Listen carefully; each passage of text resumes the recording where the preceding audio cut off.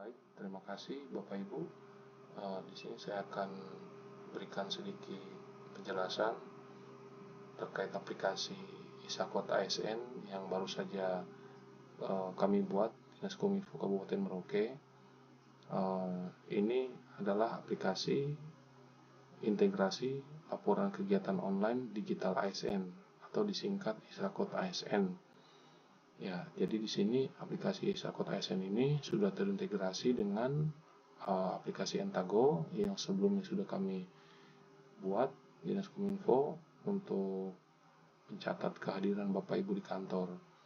Jadi yang sudah terintegrasi adalah akun, email, dan kata sandi. Jadi menggunakan email dan kata sandi akun Entago. Jadi kalau Bapak Ibu sudah punya, tinggal masuk ke sini, itu bisa. Nah, baik.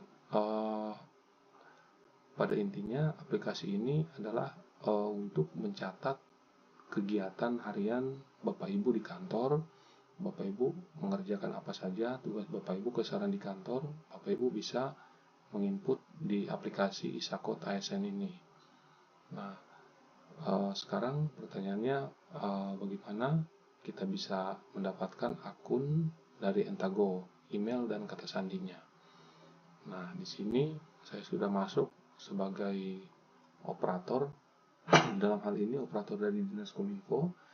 Ini halaman dashboardnya, saya sudah login. Kemudian Bapak Ibu masuk ke menu pegawai, kemudian daftar pegawai. Nah, Bapak Ibu pilih salah satu pegawai yang akan dimasukkan ke dalam sistem Isakot ASN. Saya kasih contoh satu saja, pegawai. Tinggal Bapak Ibu klik tombol aksi sebelah kanan, kemudian klik ubah.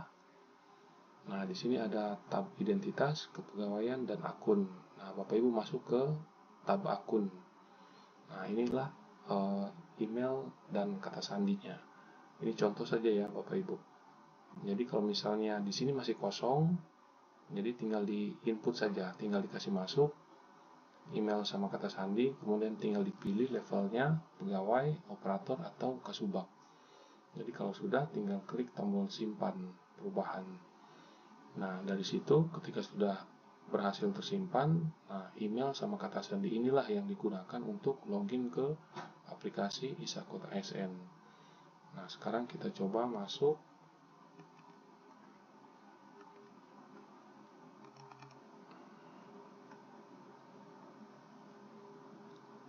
Ya, login berhasil. Ya, ini tampilan dashboard dari Isakot ASN. Setelah Bapak Ibu selesai login, ini ada tampil menu statistik ya, dashboard. Ya, kemudian Bapak Ibu mau membuat laporan kegiatan, tinggal klik menu laporan, ada sub laporan kegiatan. Bapak Ibu klik di sini untuk membuat laporan kegiatan. Nah, ini sudah ada laporan kegiatan ya yang sudah saya input. Kemudian saya akan input baru lagi.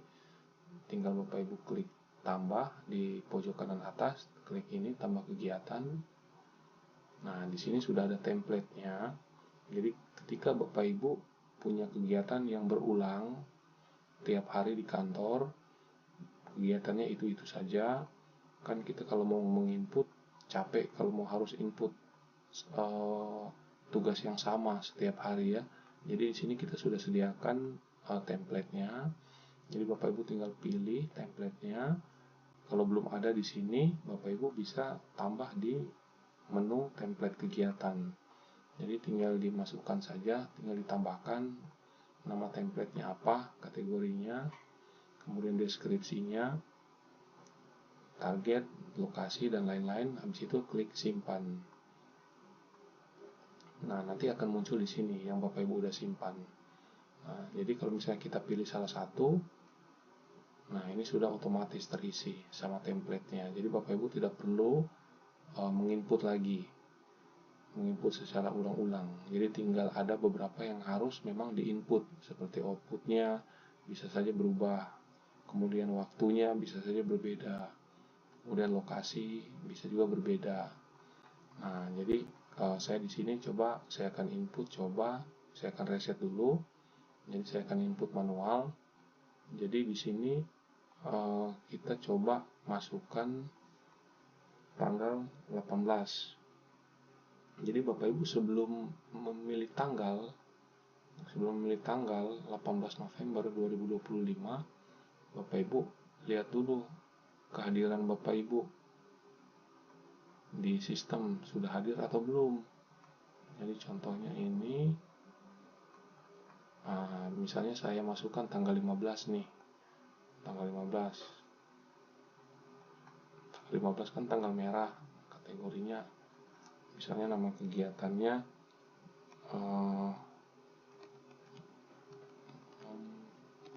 verifikasi portal berita.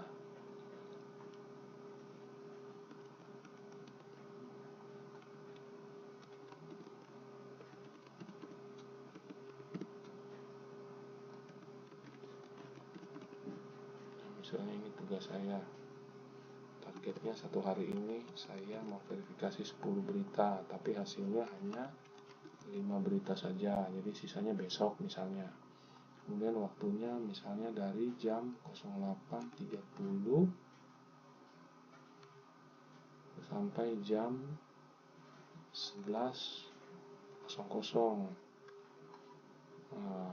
Lokasi misalnya di ruang bidang, ini contoh saja ya Bapak Ibu. Nah ini Bapak Ibu tidak perlu isi karena pasti Bapak Ibu tidak tahu, jadi tinggal klik ini saja, klik lokasi saya. Nah ketika muncul ini Bapak Ibu klik allow, jangan di blok ya, allow, jadi supaya bisa mendapatkan titik koordinat. Nah lokasi sudah didapatkan, ini titik koordinat kita saat membuat laporan. Kemudian misalnya Bapak Ibu dalam membuat kegiatan memverifikasi portal berita, Bapak Ibu misalnya dibantu oleh 2 orang, misalnya nah jadi jumlahnya 2 orang. Nah jadi kalau misalnya tidak ada, misalnya Bapak Ibu kerja sendiri, berarti ini dikosongkan, tidak masalah. Kemudian kendala dan solusi, misalnya kendalanya jaringan kantor lelet. Nah, saya solusinya ganti ke paket data misalnya. Referensi misalnya tugas Bapak Ibu, misalnya Bapak Ibu cari tutorial misalnya untuk menyelesaikan tugas Bapak Ibu. Jadi Bapak Ibu cari referensi misalnya di Google atau di AI atau di ChatGPT. Jadi Bapak Ibu tinggal masukkan linknya. Kalau ada, kalau tidak ada, dikosongkan saja tidak apa-apa. Nah kemudian file lampiran ini Bapak Ibu bisa masukkan contoh gambar, misalnya ini gambar yang sudah, ini contoh saja ya, saya upload gambar sembarang, misalnya ini foto kegiatan. Jadi Bapak Ibu ketika membuat kegiatan ini Bapak Ibu foto, kemudian Bapak Ibu upload di sini. Nah kemudian ini kan tanggal 15 ya, tanggal 15 kan kita di sini tidak absen, kosong ya tanggal 15. Ini pasti error, ini pasti nggak bisa. Coba kita klik ajukan. 16.05 jam 8 sampai 16. Ini AM. Nah, Anda belum absen pada tanggal yang dipilih. Nah, jadi ini memang betul tanggal 15 kosong. Nah, coba kita ganti ke tanggal 17.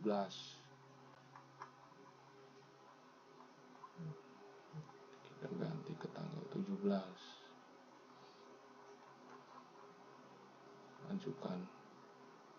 Ya, berhasil, laporan berhasil. Ya, ini statusnya masih diajukan. Nah, ini sudah diverifikasi, sudah dinilai, diberikan rating sama pimpinan.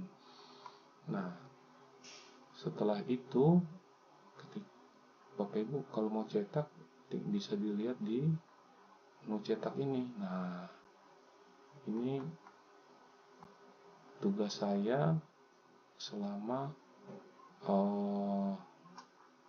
kegiatan ini menandatangani melalui portal berita. Nah, di sini sudah ada foto-foto kegiatan, daftar kegiatan. Nah, ini langsung bisa dicetak. Nah, ini langsung bisa dicetak.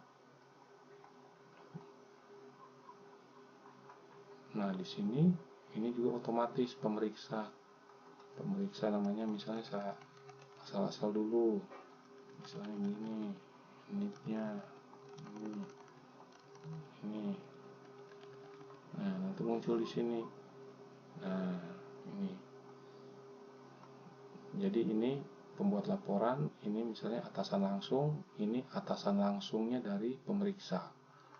Seperti itu. Jadi bisa difilter bulan, tahun, judul laporannya. Ini bisa juga laporan kegiatan harian saya misalnya. Nah, langsung berubah di sini judulnya. Nah, ini unit bidang bisa juga dirubah, misalnya dinas PUPR. Nah, ini bisa dirubah, dinas PUPR berubah. Nah, habis itu kita bisa juga lihat statistik harian, kemudian statistik bulanan. Di sini bisa kelihatan ya, ini menu-menunya. Jadi Bapak Ibu ketika membuat laporan, ketika kita selesai membuat laporan ini akan langsung masuk ke WA atasan Ibu, Bapak Ibu, pimpinan langsung. Nah, jadi nanti WA pribadinya pimpinan Bapak Ibu langsung masuk ini. Jadi pimpinannya langsung tahu bahwa Bapak Ibu sudah membuat laporan, membuat kegiatan ini pada tanggal sekian, jam sekian. Jadi pimpinan Bapak Ibu langsung tahu. Nah, dari situ nanti misalnya kita masuk lagi sebagai pimpinan. Nah, ini saya login sebagai pimpinan. Pimpinan langsung dari pegawai yang barusan membuat laporan kegiatan. Nah, di sini ada pemberitahuan laporan kegiatan baru perlu direview. Nanti kita tinggal klik. Nah, ini memverifikasi portal atas nama ini tanggal sekian. Nah, tinggal kita klik verifikasi. Nah, di sini di verifikasi ada pilihan untuk menyetujui atau direvisi atau ditolak. Misalnya kita setujui, tinggal kita berikan catatan misalnya.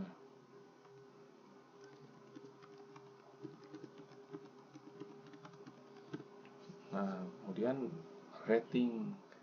Nah, di sini kita memasukkan rating dari 0 sampai 5. Kita berikan rating. Misalnya kegiatan memverifikasi portal berita ini Bapak Ibu nilai sudah lumayan. Nah, Bapak Ibu bisa kasih nilai rating dari 0 sampai 5. Misalnya Bapak Ibu kasih 4. Kemudian Bapak Ibu klik simpan verifikasi. Yang berhasil. Nah, sudah. Nah, ini kegiatan ini sudah ada ratingnya 4, statusnya berubah, sudah diverifikasi. Nah, nanti ketika Bapak Ibu sebagai pimpinan sudah memverifikasi laporan, nanti akan masuk juga ke WA pegawai yang bersangkutan. Nah, akan masuk ke WA ini, ke WA pegawai yang bersangkutan yang membuat laporan. Jadi di situ ada komunikasi dua arah antara pimpinan dan bawahan.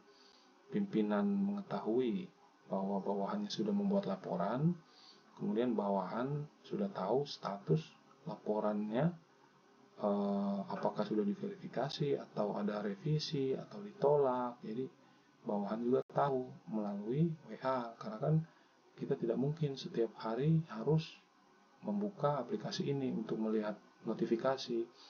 Jadi kalau di WA kita kan sudah pasti baca. Nah, begitu. Jadi ada timbal balik antara pimpinan dan pegawai. Seperti itu.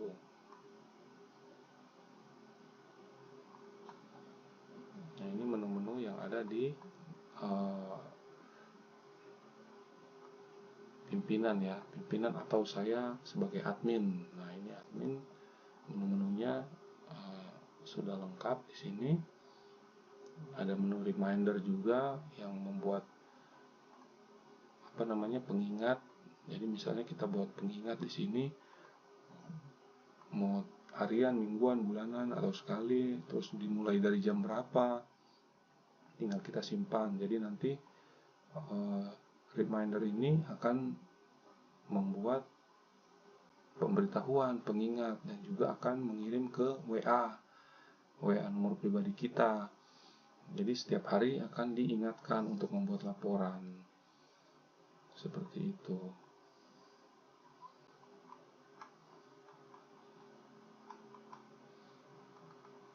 Oke, jadi untuk sementara aplikasi ini akan digunakan untuk Dinas Komunikasi dan Informatika dulu. Nanti kalau sudah sempurna, baru kita akan rencanakan untuk dipakai oleh Bapak Ibu di OPD lain. Ini kita tidak ada paksaan untuk menggunakan aplikasi ini, tidak ada tuntutan, tidak ada target untuk menginput di aplikasi ini.